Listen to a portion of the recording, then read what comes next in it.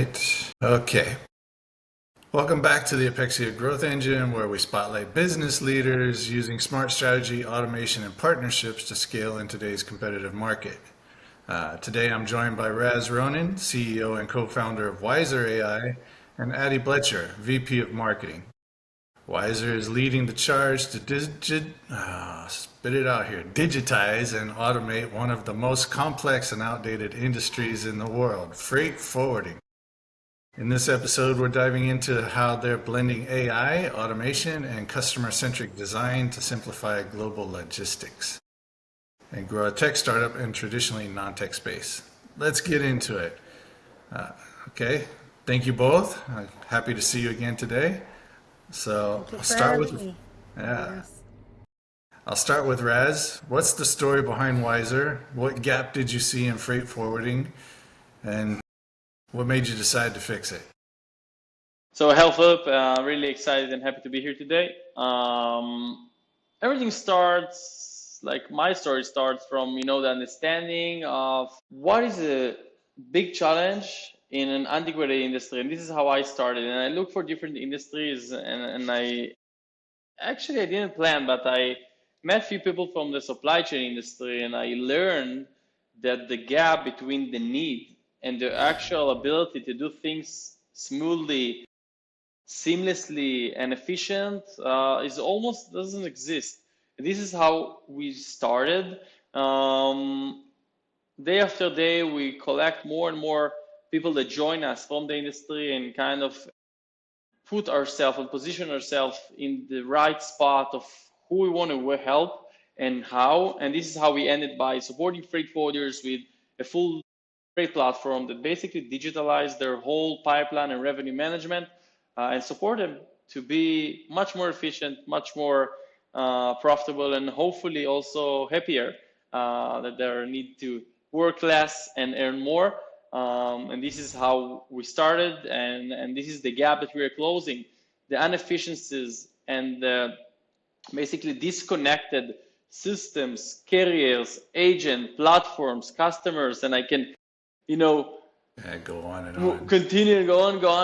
But in the end, how we can help them centralize all of the parties into a single platform that you can manage, you can track, and you can decide where you need to put your efforts. And this is how Wisor combine humans with AI and how we can support and push this industry forward. That's excellent. Yeah. I can see you guys are getting it. All right. So what was your background before Wisor, and how did it shape your approach to building in this industry? So my background is from a operational perspective. I worked for a couple of years in different positions in big and heavy industries, and I kind of realized that in the end, we can do another cyber company and move some stuff and data from one place to another, but in the end, goods will continue to remain the most important thing in our life. And I asked myself how those goods are moving from one place to another.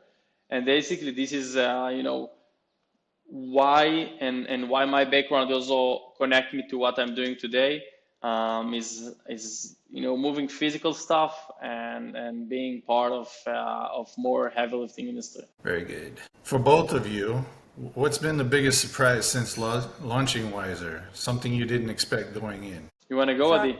Yeah, I will start.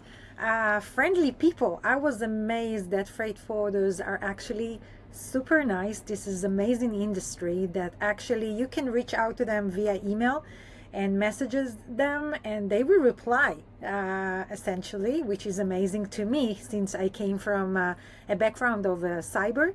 And I would say that also this is actually fit to their needs. We have seen surprisingly that we are actually creating a wow effect. So people, once they are exposing to our demo and seeing our solution, they are amazed. They actually seeing it's like, they are saying, oh my God, this is true. Can help me sort things out really quickly. And yes, this is it. This is the solution. And which is amazing to see the responses around that. Very nice. That makes sense. You'd think in industries like that, you'd find these rough people, but really, there's a lot of nice people. Yeah. Most of them are nice. Seriously, super Yeah. nice. They really would like to be educated, which is amazing, by the way. Yeah. They would love to learn more, even though AIs might be concerning to some of them because they're not really maybe technology adapter, but at the end of the day, they understand the needs of using AI, since people that know how to use AI probably will replace them. So they Right. actually, needs to know and educate themselves of how using it. A little bit scary to them, but they know they need it. Yeah, 5 years ago, you want to speak with a freight forward about AI, he will knock the door. 3 years ago, you say, I cannot really use it and believe it. I think a year ago, they started to say, oh, I heard some friend that using it, and today they're looking to learn and want to try, and they understand that it's a must thing. And Yeah. the sentence that leads me with working with AI is, and also I'm sharing it with our team all the time, is we shouldn't be afraid of AI replacing us. We should be afraid of people using AI that will To replace us. replace you. And this is I think where we're at in terms of technology. Yeah. So, how do you explain Wiser's value to this industry? Like you were just talking, they're probably slow to change. So, how do you explain your value to them? So the values are super simple, and there is three main. The first one is profitability. How using Wiser you can be more profitable. The second one is efficiency. How you can reduce operational costs and how you can be more efficient and do more tests every day. And the third thing is visibility. How you can have visibility to the whole process and to an area that today will define how your success look like. Which area speaking at? Speaking about the top of the pipeline and top of the funnel. People that are communicate via emails and via WhatsApp, etc., on daily basis, and how we take this communication. This is kind of a black box today for a manager that have 10 price representative, and how we can expose it, how we can put in a dashboard the opportunities, the probability, and how they can and where they need to act in order to succeed. And more important than that, how they can make their customer more satisfied. And then, of course, they will be more successful. And this is what we're doing. Exactly those Ultimately, two things. ultimately, that's the key point: making sure our customers are satisfied, right? Yeah, and if I may add to that, it's all about trust, right? Because Right. AI, it's something that it's really hard to trust. And it seems like that people, our customers, are building the trust with us, which is amazing. Some of our customers are actually not even touching the software. They don't know how to even sometimes using it, since everything is fully automated, which for me it's amazing because I'm still evaluating ChatGPT and other AI tools, and I need to measure some of the success. And here we really build the trust. And in addition to that, in on top of that, is our team. Philip, I think in our previous talk, I explained our department of customer success team that actually came from freight forwarding. They came from logistic and supply chain, so they know how to speak your language, the freight forwarder's language, which is amazing to me because at the end of the day, it's something different. Like, I don't know how to speak that yet. It's the culture. It's the culture. It's the way of even the wording. It's the keywords. They're using some keywords that for me it's pretty like unique and new. Yeah, a lot of industries, if you don't know the acronyms that go with what you're working with, you could talk about your business all day long. It doesn't really help. Correct. Definitely. So, Adi, question for you: how are you using automation in your own growth motion, either in marketing or sales? Wow, a lot. Basically, like I'm accelerating my my campaigns and everything that I'm doing basically is based on AI, whether it's the video, the customer testimonials that I'm doing, one pagers, but of course I'm using like I'm there is a certain of trust, but at the end of the day I need to measure it and see that everything is accurate and fine. And but yes, I'm using AI. I'm in favor of using AI. Every team member here in Wisor is actually use AI. This is what makes us different from other. We are, I would say, like the pioneer of AI in freight. So it's a different story. That's excellent. I have a CEO friend who tells all of his employees, if you're not using AI, you're not doing your job. Well, Definitely. yeah. Yeah, my CEO is sitting just next to me, Yeah. so this is correct. All right. AI is the hot topic, but in logistics, what's real and what's noise? I think in logistics in general, AI is people are sometimes using it as a buzzword, and in the end, AI is a tool. It's not a goal, and it's not the end result. And in the end, the most advanced AI today in the world could help us to communicate better, to analyze communication, to respond on behalf of us, and to analyze data. And this is what we are using as well. We're not trying to replace anyone. We're not trying to predict anything. Like no one can predict the Russian-Ukraine war, and no one could predict the Panama Canal water level issues, etc., etc. But we can understand what Philip is asking Raz, and I can answer based on the historical data of what Philip sent to us, and based on that, provide and generate the best answer that fits to his need. And this is what we're doing. We're trying to support with LLMs that know how to basically generate text in the best way.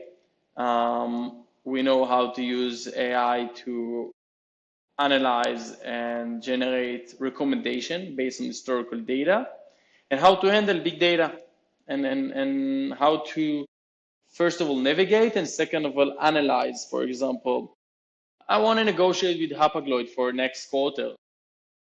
Please help me to understand what was the rate in the last 24 months and how my contract looks based on the benchmark in the market, and provide it based on a chart. And by asking this specific simple prompt, I can get answer that could help me to negotiate better that before that I cannot do. I just can't. I need to work with third-party consultant. I need to analyze and Right. a lot of things. Today I can just prompt it and ask those questions. So I think people need to stick with using AI in places that are kind of going as a routine of back and forth and same thing that are repeatable every day. Those are the things that need to use by AI versus answer a huge complex project that need to be shipped. Right.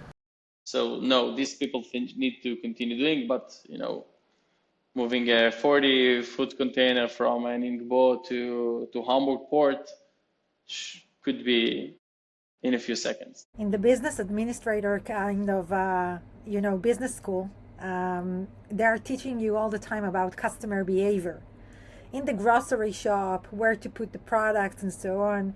So AI is basically scanning the customer and users' behavior.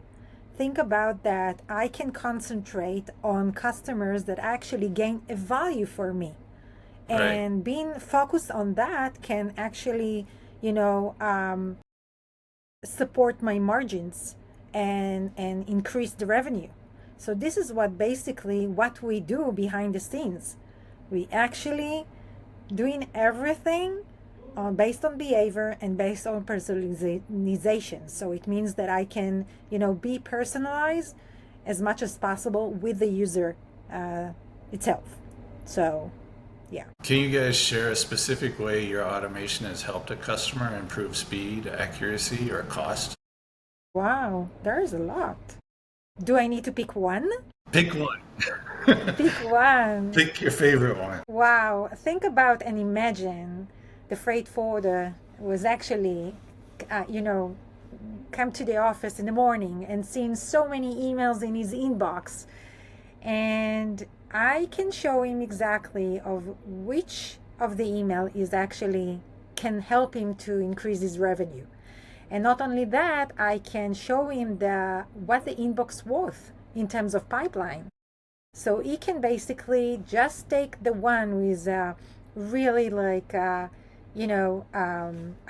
pushing or actually generate much revenue and be concentrate on that and sending the email automatically. Like we are creating PDF of a quote for seconds. So this is the quick that we can, create the quotes for him. But I will let also Raz to elaborate more on that. No, I think you pick a good one. We call it text to cash. We turn email into an actual shipment. Simple as that. Complicated that, as simple as that using Wisor. Right. This is where your audience need to see our demo for Ignite. And if they don't see our demo, this is fine. Goes to our YouTube and see it by yourself. It's just, it's amazing to see it. Seriously. Yeah, amazing work. How do you balance building tech with keeping it usable for a non-tech savvy audience? Having 50% of the company ex-freight forwarder and the other 50 are tech heavy kind of people from the tech industry, and the combination is creating a super easy and seamless user experience. And of course, we are giving them the option to try, and we bringing them a sandbox that they can use it by themselves and practice on this solution by themselves and seeing the results. And and we are there to support them. We are taking them hand by hand. And one of the things that I was amazed to see in G2, I believe that some of your audience are already familiar with it. GT reviews, people are saying that on the first time it's kind of sounds like complicated to use Wisor, but in a second it's becoming really easy. So yeah, we are here to support them in any way. That's but they great. need to take this move seriously. Right. They have to take Otherwise, the step. the competitors will do that. Right. For Raz, what's one decision that didn't go as planned, and how did you shape it? How did it shape the company? One decision that wasn't go as planned. I think when we started the company, we tried to combine between the sales, operation, and financial needs in one platform from day one. And it wasn't the right decision because it's better to more being focused on an area that is uncovered yet and it's more scalable and global versus local payments, etc. So that was something that took us months to understand. And then we decided to focus on the most difficult, but the most potential part, that is the pipeline management, the revenue management, and how we can generate more money by exploring and managing the potential deals. And this is what we did. That's great. So obviously you figured it out. Yeah.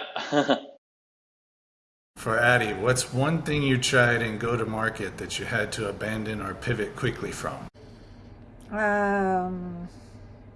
Well, there are some regions that I'm still exploring, so I would love to penetrate them more confidently, like in a better confidence than rather just test the ground. So this is the plan that I'm putting together for next year. Okay. But and in regions that I feel really confident with our solution, it goes without saying people are actually buying it without even using a trial or something like that, because they are seeing their peers. So yeah, I would say that this one is planned for next year. Stay tuned. That kind of leads into the next question. What are you both most excited about in the next 12 months? You will start, Raz. She's like, come on, Raz.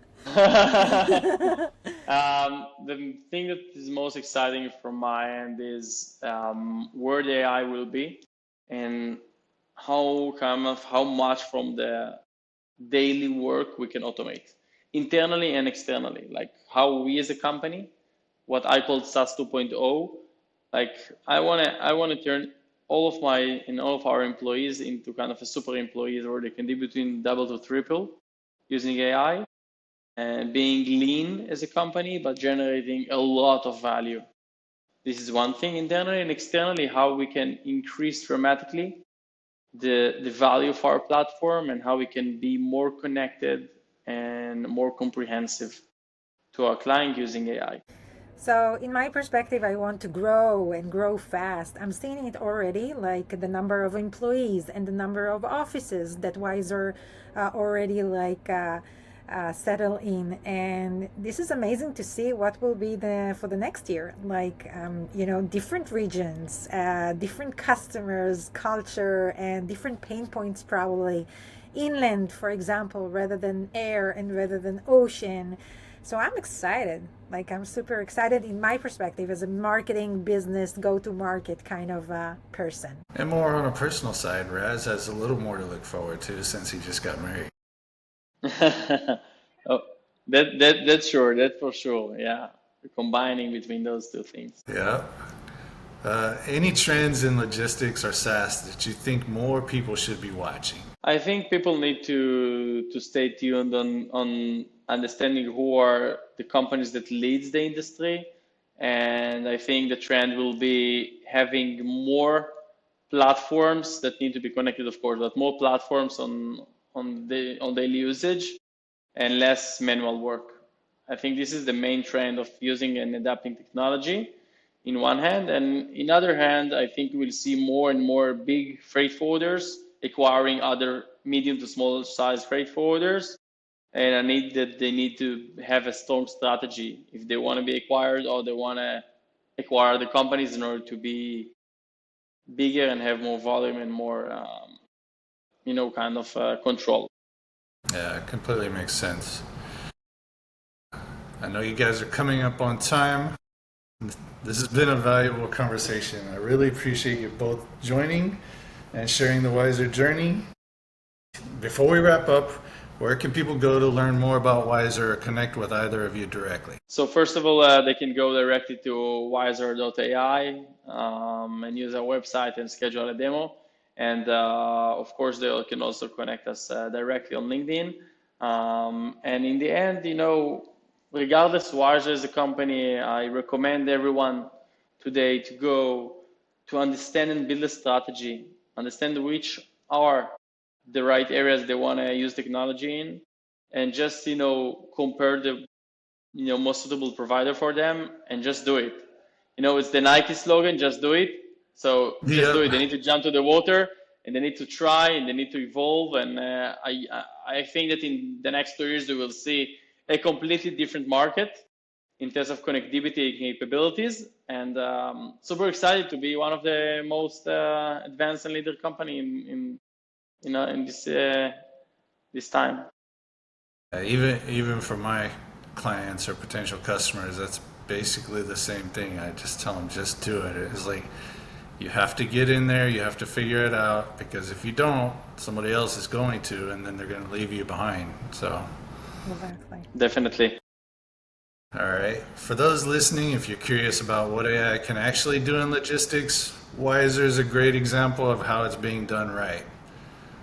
We'll link everything in the show notes. Thanks again for being part of the Apexia Growth Engine, and I'll talk to you guys soon. I appreciate you both. Thank you very much. Bye-bye. Thank you. Bye-bye.